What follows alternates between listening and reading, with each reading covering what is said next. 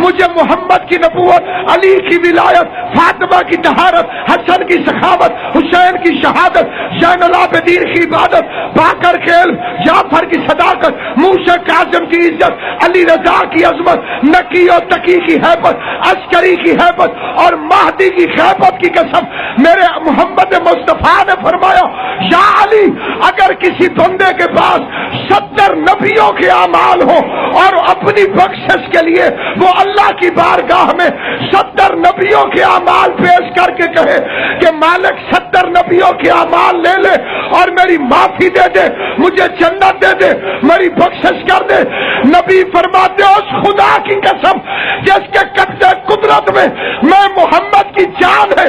اگر اس کے دل میں رائی کے برابر بھی علی سے بغض ہوا تو جہنم میں جائے۔